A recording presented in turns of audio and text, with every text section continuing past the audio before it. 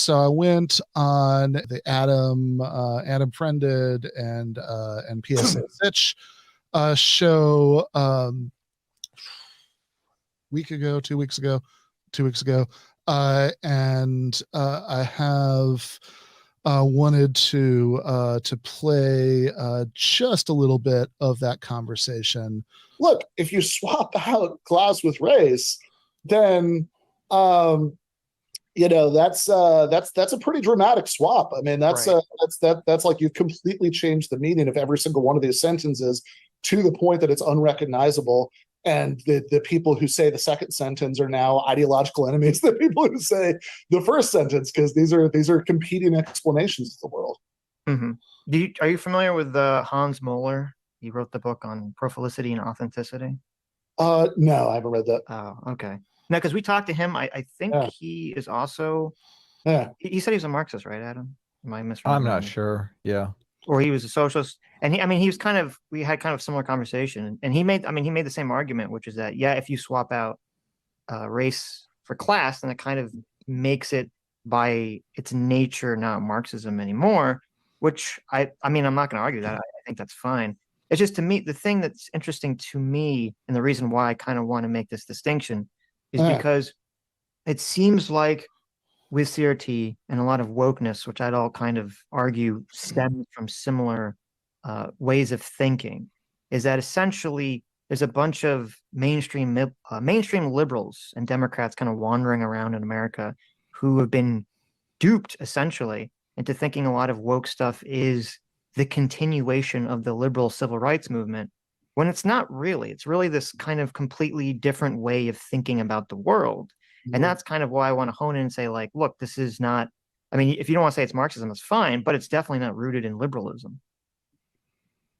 I don't know. What's the, part of the problem with this is that liberalism is one of those words that means really, really different things in different contexts, right? So, you talk to libertarians and they'll tell you, no, we're liberals, right? Because we believe in classical liberalism, or at least like a kind of libertarian will say that.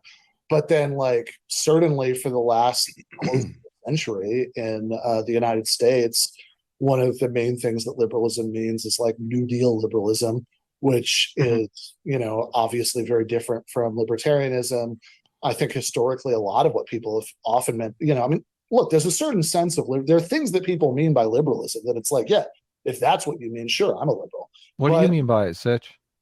Well, trying to maximize the freedom of the individual, that the individual needs protections from society, that the individual is generally like the most important unit that, you want to focus on, and that things should be structured in terms of, the individual needs to be protected from the group as opposed to the group being protected from the individual. Classical kind of John Locke. And you're saying CRT is against that? And CRT is explicitly against that kind of individuation. With the possible exception of the last part, like the last thing you said about the groups don't need to be protected against individuals, and I would kind of push on what that means a little bit. But with the possible exception of that last part, everything else you just said, I think that's right. I think that's all obvious. You agree that's liberalism, right? Well, I think that it's one thing that liberalism can mean, and this gets to my point, because what I said when I said I think that's right is, other than maybe the last sentence, everything you just said, it's like, if that's what liberalism means, I'm a liberal, right? That's I think that's completely compatible with socialism. In fact, I would argue it all gives us a real. Oh, I think it's definitely, no question. He's making my argument, Sitch. Do you want to bring that up, Adam, now? Or you want to say that for later? I don't, but okay. I just pointing it out. So, how do you think CRT is different than liberalism, Sitch? Well, first of all, CRT liberalism, since liberalism is focused on protecting the individual, that's why this whole concept of like individuals have rights and natural rights that are basically society has to acknowledge in order to protect individuals from each other and individuals from society. And CRT very explicitly says that they're skeptical of rights because they separate people, which seems to me is very similar to Marx's critique of individual rights that he lays out in the Jewish Question paper. Okay, so I might disagree with you about how to read the second one, at least. I'm not, so yeah, let's just focus on that because I know more about it. So I'm happy to hear what you just say about the other one, but I just, I'm going to have more to be able to contribute on this. So yeah, I mean, my reading, at least, of the point of the Jewish question, very unfortunate title, really makes it sound like it's saying something it's not saying. It's kind of anti-Semitic, but sure. Yeah, it is. It isn't. I mean, the thing that's kind of anti-Semitic about it is in the last portion of it, he uses some analogies where he's definitely drawing on popular anti-Semitism. He says doesn't he say that you'd have to abolish Judaism to abolish capitalism? Yeah. So he has, again, this is the part, in the last part where he's definitely drawing on some like very anti-Semitic like analogies and wordplay and stuff that I think was pretty common at the time he's writing, and so he does this like sort of double meaning of like Judaism and but the overall point of the argument is the opposite of that, right? The overall point of the argument, he's on the Jewish question's response to Bruno Bauer, who's a young Hegelian who said that, well, if Jews want to be part of have equality in some kind of secular state, they should have to give up their own specific religion. And the whole point is that Marx, in the first part at least, the whole point is that Marx is disagreeing with that. He said, no, you're wrong. And he's arguing in favor of, equality for Jewish people without anybody having to give up their religious practices. But I think the part you're mostly talking about is where he's, the sort of, what you're saying is like the critique of liberal rights part. And here I think we might just be reading a little bit differently, because is the point in context that, liberal rights don't matter, like we just shouldn't have them, right? Or is the point in context that just securing these liberal rights by themselves really go far enough that this doesn't really get us at like a meaningfully free and equal society, because you still have these like underlying economic structures. And as I recall on the Jewish question, that would be the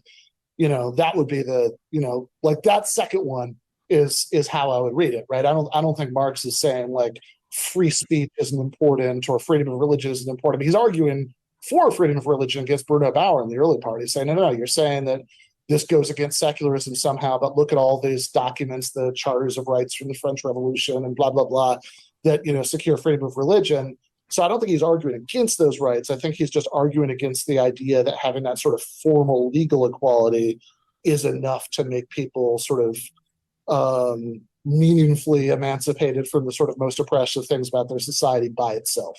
Yeah, no, I don't. So the way I read it is that he's essentially saying that like he likes the concept of what the liberals were trying to do with individual rights, but that he doesn't think it's effective at accomplishing the goal. Yeah, right. Yeah, but I think that the question is like, is it not effective in the sense that, oh, forget that then, right? Or is it not effective in the sense that like it's not sufficient? No, it's forget that. Itself. Okay. So, well, if you're reading it as forget that, then I would disagree with you about. Well, that's the whole point of quotas and whatnot. It's saying that you can't get there through liberalism. So we're talking about two different things. So you're back to, I think, critical race theory. We were talking about on the Jewish question. Oh, okay. Yeah. So I think the way I think Sitch disagrees, right? I think the way I was reading on the question is it's not sufficient. I mean, as far as like quotas and all that, I mean, I think there's a bigger. I mean, if you want to talk about all that, I'm happy to. But that's a new question. Well, so if you sort of agree with my definition of liberalism, except for the little end part, but you don't think that conflicts with Marxism, what is the difference between liberalism and Marxism? Yeah, so I think that there are a few different things that people can mean by liberalism. I think one thing that they can mean by liberalism that you sound like you're mostly talking about is this kind of broad philosophical liberalism that's like every person sort of innately has the same moral status as every other person, and they deserve the same package of rights, whatever those are, which is pretty I think at this point, I mean, don't get me wrong, there are definitely people who disagree with that in the world, but I think is sort of in some ways, I think that like since the Enlightenment, I mean that stuff has been so influential that it's actually a little bit hard to find people in Western societies who don't kind of agree with that. But and that's like again, I think totally compatible with socialism. I mean, I mean, tellingly, right? You figure the three Johns, right? John Locke, John Stuart Mill, and John Rawls. Maybe the three most important liberal thinkers ever. John Locke is obviously a very strong defender of capitalist property rights, right? But John Rawls certainly is not, and gives a argument for economic redistribution that's all about starting from the perspective of the individual, which I'd be very happy to get into, and even John Stuart Mill in between is at least sort of socialism curious by the end of his life, right? So I mean, I don't think those are incompatible. But another thing that liberalism sometimes means is like liberalism as opposed to radicalism. I think that a lot of times when we talk about like even like New Deal liberalism or things like that, what we mean is like, okay, look, I'm not a crazy person, like me, right? This person speaking, right? That's like, I'm not a crazy person like Ben. I don't want to totally change our system or whatever. I just want to sort of reform it to make it a little bit more fair, right? I think that's more the kind of thing that I think people often have in mind with liberalism. And that one, they mean incrementalism, not individual rights. Yeah, I mean, presumably they also do believe in individual rights, but yeah, they're really talking about like incrementalism. Like when we use the word liberal. So in the context of CRT, you're saying that the CRT people the point is really on the incrementalism, not on the individual rights. Yeah, I mean, I guess. I mean, I'm in sort of a weird position here because I don't know how far I want to go in sort of defending this thing that ultimately I disagree with. But okay, that's interesting. But I think that one thing. But look, I think somebody who agreed with a lot of the CRT stuff that I disagree with might say, "Hey, I believe in individual rights. Ultimately, what I'm trying to achieve is a society where individuals aren't at a disadvantage." Well, look, I know what they're trying to achieve. I just don't necessarily know if I believe in the method. Sitch, I don't want to stop you if you're on a train of argumentation here. I don't necessarily know where you're going though. Well, I'm just trying to understand. So as I said, to me, it's very clear that wokeness in CRT is not rooted in liberalism whatsoever. I mean, CRT kind of pretty explicitly in a lot of the writing doesn't want to maximize the view of the individual at all, and wants to look at things from a specifically a collective or a group lens, even going so far as to say that not only is colorblindness not even a possible outcome of society, but that white and black people should be living with each other, sort of viewing the communities as separate nation states. And this is literally brought up in and I've brought this up a million times. This is like brought up in the introduction of a gigantic book on CRT theory, and so it's interesting for me to hear Ben kind of saying that, well, Marxism kind of operates according to a very similar principles as kind of individual rights and John Locke and liberalism, because that's not really what I would have expected to hear. So, I mean, are you just saying that like the concept of natural rights is compatible with Marxism, which I don't disagree with, but what the natural rights are is the difference? Because obviously, most people that are liberals would agree that property, the right to have property and to have capital ownership are part of your natural rights to start businesses and all these things. And obviously that doesn't seem to be compatible with most Marxist frameworks. Great point.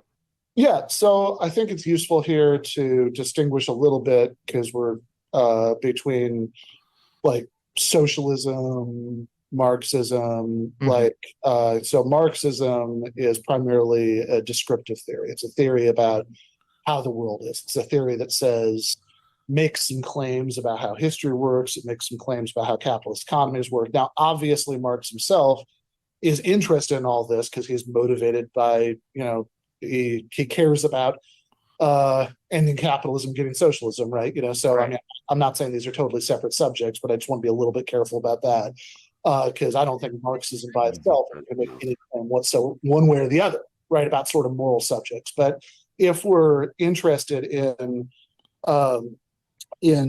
like, okay, is socialism as a goal, is this compatible with kind of philosophical liberalism? Then I think, again, it depends what you mean a little bit, and you're clearly, I mean, the distinction you're making there at the end is definitely important, because if you're sort of talking about like narrow classical liberalism, like more or less you agree with John Locke about everything, then obviously that's not compatible with socialism. If you have this sort of very strong view about property rights, and you definitely think people should be able to have individual property rights in the means of production, right? So that you can, so it's not, so not only is it not unjust to have a situation where some people are in a position to own businesses and most people have no realistic option except to sort of rent themselves out to the people in the first group, not only is that not unjust, but according to that kind of narrow classical liberalism, it would be unjust to do anything about it, because then you'd be taking away property that people have a right to.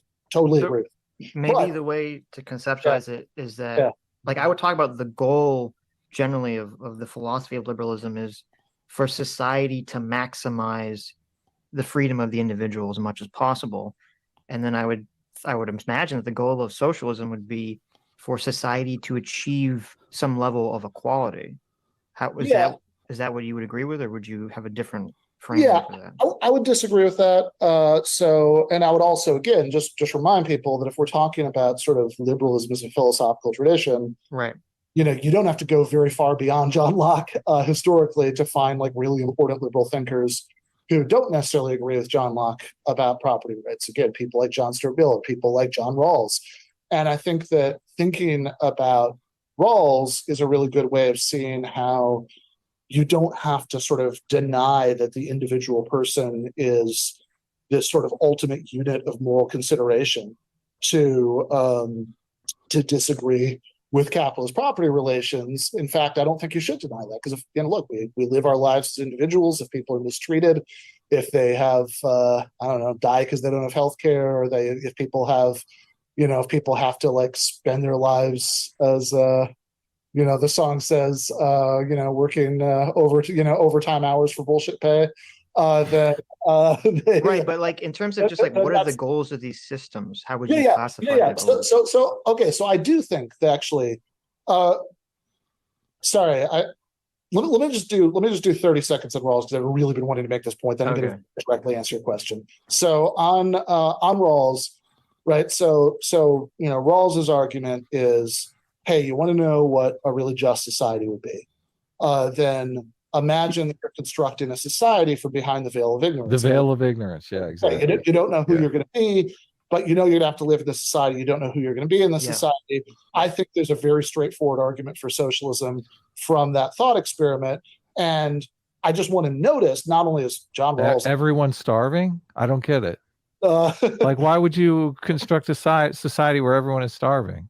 Yeah, well, I mean, if you, as a social, I think it's helpful when you're arguing against a position to start with premises that the people who accept that position are definitely going to agree with you about. But so I think, obviously, we can have an argument about this, but I think there's a straightforward argument for socialism from that, and that's a view that's entirely about the sort of moral status of the individual. That it's like, hey, how do we know if you as an individual are being treated unjustly if the rules of the society are not ones that you would agree to from behind the veil of ignorance? And okay, to really directly answer Sitch's question, I think that it's I think that we should be aiming, like, I think equality is really important, but I also think that, look, I mean, even Marx, I mean, when Marx is talking and uses sort of value talk, he actually very rarely talks about equality exactly. He mostly talks about freedom. I mean, even in the Communist Manifesto, right? The free development of each is conditioned by the free development of all.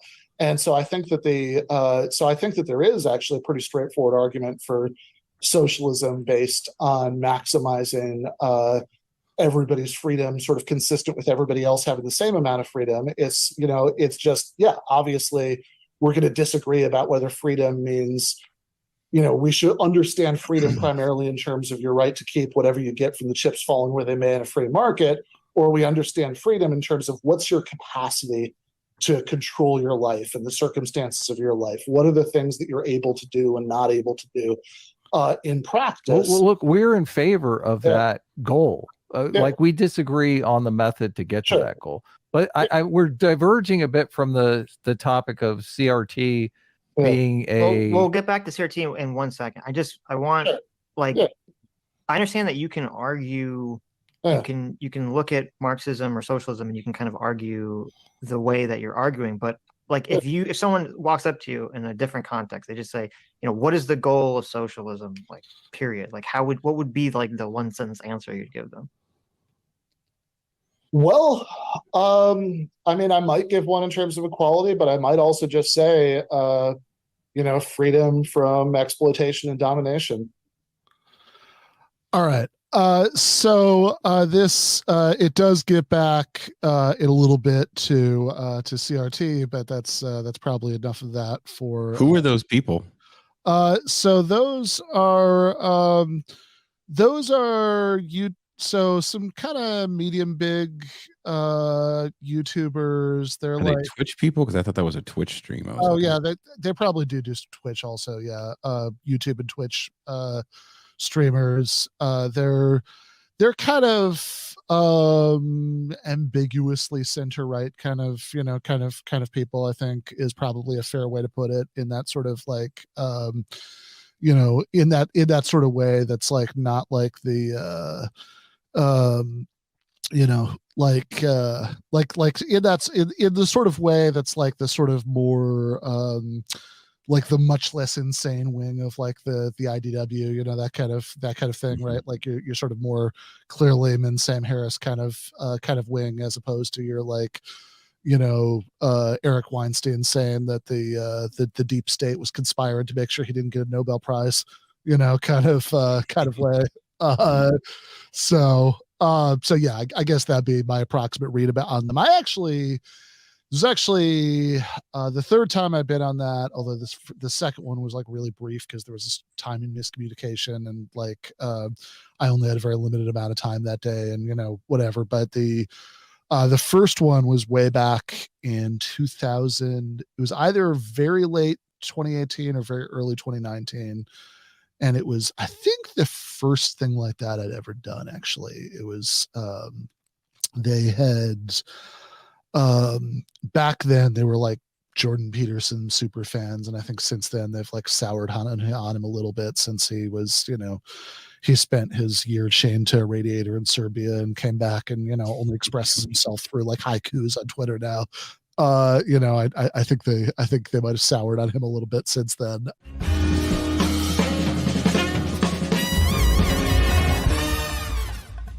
You have been watching free public content from Give Them an Argument. To access every single episode of the show, the main show on Monday nights, all of the streams, all of the debate breakdowns, all of the patron-exclusive postgames on Monday nights, all of the patron-exclusive bonus episodes every week, and much, much more, go to patreon.com/Ben Burgis. I cannot resist ending this with, don't be foolish.